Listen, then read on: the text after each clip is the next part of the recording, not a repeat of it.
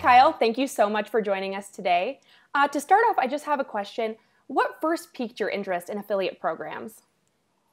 Well, a couple things. The first thing is that I knew I could do it from anywhere. So if I moved in 3 years, I knew I wouldn't have to figure out what I was going to do with that business, sell it, run it from a different state. It could just come with me. So that was really appealing. And two, it's something that's not too difficult that you can jump into pretty quickly and get your, hands dirty and actually see some results. That's awesome. And I'm curious, now that you've been an affiliate for a few years, what does your affiliate operation look like today? Well, now I work with a lot of different affiliates. When I started, I think I probably had maybe one or two that I was kind of just experimenting with. And now I work with a lot of different affiliate companies. I work with a lot of the third-party affiliate websites. I work with Amazon, the largest affiliate ever. And they really spread across a variety of different niche websites, targeting a lot of different things from products to services in the medical world, in the book world, in the business entrepreneur world. And I'm very happy to say that most of it is automated at this point. I wouldn't say affiliate income is my entire income, but it definitely represents a steady stream and one of the streams that I like a little bit more than the other streams each month, and I don't really have to do much for it. Wow, that sounds absolutely ideal. Yeah. I'm curious, it sounds like you have a lot of things going on, and how do you promote all these different programs? Well, my background is with SEO and social media management. SEO stands for search engine optimization, and that's basically just fancy words for people to feel like they're really smart and intelligent. It just means we're driving organic traffic to websites. So when someone searches in Google for, the best watch, then if you're selling watches, then your website comes up. And there's a lot of things you can do both with how you create your website, what type of content you put on your website, and to build your website and make it as desirable as possible so that Google decides to rank it on the first page. Because I don't go to the second page of Google. You don't go to the second page of Google. No one listening goes to the second page of Google. We just look at the first page. We assume those are the best because they usually are, and it gives us the information we need. So my process of getting involved with affiliate marketing begins with keyword research. So I look at keywords and figure out which keywords I think I can rank for. Once I have those keywords, I build a website around that and put out content around those keywords. And then once Google decides to rank it, I have affiliate links in the article. So I'd say the 10 best watches for under $100, and someone searches for best watches under $100. They find my article, they click on the link, they buy a watch. I don't do anything, right? I'm asleep. And someone is Googling and reading the article and buying a watch, and I get, a percentage or a commission or an affiliate commission for doing that. So that like is at the very fundamental platform, that's what's going on, and that's what I do to market it. That's fantastic. It sounds like you have, in addition to SEO, you're creating content, you're sort of doing a bunch of stuff to build this up. How can someone get started? Because it seems like there's a lot of balls in the air based on what you're telling me. Yeah, well, there can be as many balls in the air as you like. I think it's great for people to experiment. I've experimented with paid social media ads on Facebook and Twitter. I've done AdWords on Google. I've tried just, Pinterest for certain things. So go try something, right? Like go get crazy. And if you fail, no big deal, because it's the risk is so low here, but the reward can be so great. And there are very few scenarios in life where that is the case. So for people who are just getting started, I would say, if possible, find something that relates to you, because that little bit of passion behind it is going to help you build a really great website for that product, or help you write really great content for that product. So I know a lot of your listeners are entrepreneurial based, and they have their own businesses and all of that. So they should be looking for products around that niche, because it's going to be something that they relate to, and they can relate to other business owners and sell those affiliate type products to them. That's going to be huge. The biggest thing I can say for anyone listening, all right, you're like, okay, I listened to this guy on this podcast, and he wants to sell, like, he can make some money selling affiliate products. You find an affiliate product. Here's what you have to do. Don't write 300, 500 words of fluff. And fluff is like, are you a business owner who's having problems doing XYZ? Well, don't worry because that's fluff.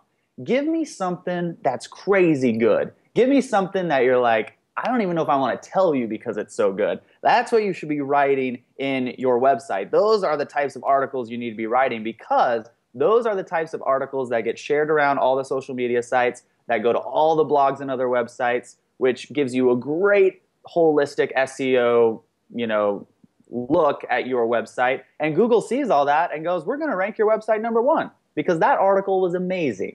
And now all of a sudden, instead of 30 or 40 people coming to your website a day, you have 5,000 or 6,000 people coming to your website a day. Imagine how many things you can sell to 5,000 people every day, and it's automated.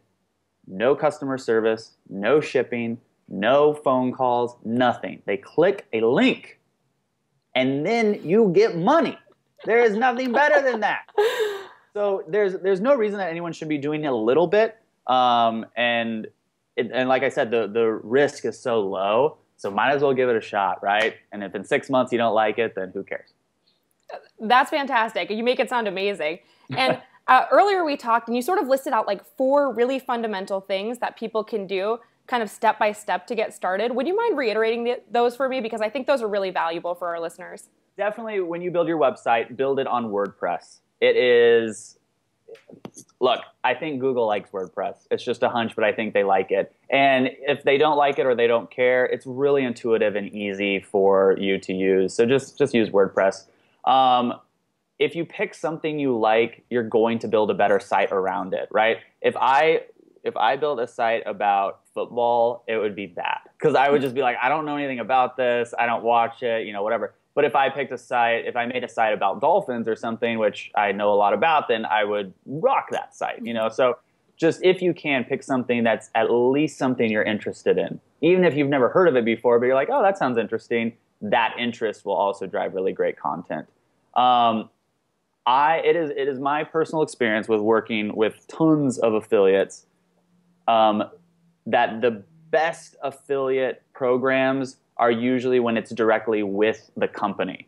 So Amazon is really great because you have a variety of products, but they have a tiered commission scale. I can't get a hold of someone now because I'm a big enough affiliate, but when you're starting out, they don't have reps. You can't call anyone. They're like, please, if you can't figure it out, deal with it. So you have to reach a certain level before you even get a sales rep. And those third-party sites, for me, are a headache. I'm like, I get into the website, I'm like, I don't even know where to go. But when I work with one-on-one with a company, it's awesome because I can be like, oh, I can just email Jessica and she can help me with that. And I also find that the commissions are kind of better. I don't know why, but that's what I have found. And then you got to have a little bit of patience. Even though in a lot of cases you can see results right away, sometimes with SEO, and especially if you're just learning, you got to let your website marinate a little bit. It's got to kind of sit in the internet and just like get a little older, get a little more established, keep putting articles on your website, keep posting great content, and eventually it's going to grow. It's like you plant a seed, dirt goes over it, and you give it sun and water, sun and water, sun and water, and you're like, nothing's happening. Like, it's still dirt. And then one day a little sprout comes out. You're like, oh my gosh. And I'm telling you, one of the best feelings in the world is when you wake up, and like every morning I get up. Everyone else looks at their text messages and their social media and their email. I like wake up and I just go to my affiliate apps. I go, how much money did I make while I was sleeping? Because I love getting out of bed and be like, oh, I already made XYZ dollars today and I haven't even touched the ground because it's that fun. So when you have that first experience of like, oh my gosh, even if it's just like, I made $3 while I was at lunch. You're just like, wow, if I can make $3 at lunch, I could probably make $30 at lunch. I can make like $300 a day. Like you start to figure it out and then you get addicted. So there's a lot of awesome stuff for those who want to put in the work. Absolutely. And it seems like you really have it figured out. How long ago did you start becoming an affiliate? And how long does it really take you to get these sites like up and running to a point where they're sort of generating that recurring income? Well, not all of my sites have been successful. Some of them I was like, oh, this sucks. But I ended up selling the website, so I still made money on it. But I started as an affiliate. We were in 2015. I started in the end of 2012. pretty much 2013. So in 2 years, I would say you can, like you and I could build a website by the end of the day. It's very easy to do. We just go buy your domain name. If you are going to buy a domain name, contact me first because I'll give you my affiliate link and then I'll get a commission for it. Same with hosting. And you can buy your domain name, throw it up on WordPress, write a couple pieces of content in a day, and have it sit there. And then as you start to develop more content, you know, put it out there. It's not hard. It's really not. Like some people go, oh, I have to build a website. It's not 1999 anymore. We don't have to code anything. We don't have to do any of that. We literally just have to come up with the name and then write some words, and it all comes together if you use WordPress. So, and if you use a company like Bluehost, they will actually install the WordPress for you. It's very easy. It's just like you literally click a button, and then you have a WordPress site, and then you can build it from there. That's awesome. And I know that you're a Bluehost affiliate, and I think it's really cool that these are products that you would recommend anyway, but instead you're sort of earning a little bit of income off stuff that you would already recommend. Yeah, and that's what kills me is everything I was recommending before I was an affiliate, because I didn't even know that was a thing. I was like, I didn't know you could be an affiliate. So people would say, well, who do I use for this, or what do I use for that? I was like, oh, I use Bluehost for this, or I use Namecheap for that, or here's the software I use for this. I was just giving them the links to the homepage. And I'm losing out on all this money.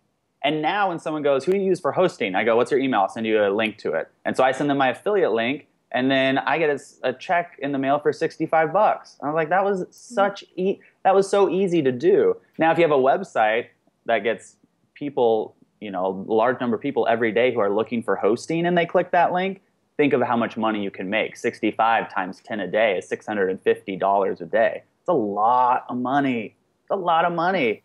And you didn't do anything. Like, you did a little bit at the beginning, but you don't. It's not like you go to work every day. So, I mean, it's really great. People who don't do it should do it. That's the end. If there's one thing you should take away, you should be doing affiliate marketing. That sounds so great. And one other thing that we talked about earlier, you're generating all this content for your affiliate websites, and you sort of gain this readership, which is what a lot of publications that have a lot of consistent articles and news sites have. How can you continue to remarket to these audiences? Because once you have a captive audience, it's like you can keep hitting them up. Is there a really good way to do that you know of? Yeah, super intelligent question. The best way to do that is with an email list. I started websites with no email list, and then I started a website with an email list.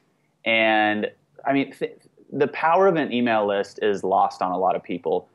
Someone came to your website and gave you permission and the ability to contact them personally with products or services that they may be interested in. That is like a business owner's dream, for someone to say, hey, contact me using my personal email if you think I might like something. So you have to put things in place on your website to get those email addresses, but then once you have them, you have to use them and market to them.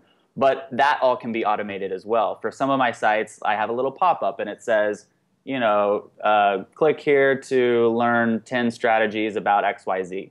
And then they click a link, I ask for their name and their email, and then an hour later, an email goes out to them automatically. It's an autoresponder. And then, you know, if every other day for a week they get an email, and then it goes to once a week, and then it goes to once a month or whatever. But I write all those emails one time, schedule them to go out, so every day somebody is somewhere on this like email, you know, pattern, and they're being connected with me. And it can be as easy as saying, hey, just so you know, I have a really great blog post about 10 ways to clean your house faster than your neighbor, so here it is. And then they go back to your website, and then they read that article, and then they buy this cool broom that you have that you're an affiliate for. So there's lots and lots of ways to do that, but don't wait to make an email list. Day one on your website, make an email list. I use MailChimp. I have an affiliate link. So they're very good. Aweber is also very good. It's a little more expensive. That's why I don't use them. I use MailChimp because they're cheaper. So I feel like we've sort of covered everything that I was thinking of. Do you have any last advice for people who are interested in becoming affiliates, aside from become one, because I think that's definitely a clear takeaway? Yeah, definitely a clear takeaway. I think when you're looking at businesses to be an affiliate for, ask them what kind of support they offer. If they don't offer any support, then I would not be an affiliate for that company. Companies should be able to provide banners for your website. They should be able to provide information that's easy to understand about the product. They should be able to answer any frequently asked question, and they should be available to help you, because as an affiliate, you're going out to make that company money. Even though you're going to make some money too, they're going to make more. And that's fair because they hold all the risk and they're doing all the work and blah, blah, blah. But that doesn't mean as an affiliate you should be, just scooted to the side. When a really great company works with really great affiliates, you get really, really great results. And so I encourage everyone to ask the company what kind of support they offer before you decide to be an affiliate for them. Awesome. Kyle, thank you so much for all your insights. We really appreciate talking with you. Yeah, thanks for having me. I appreciate it.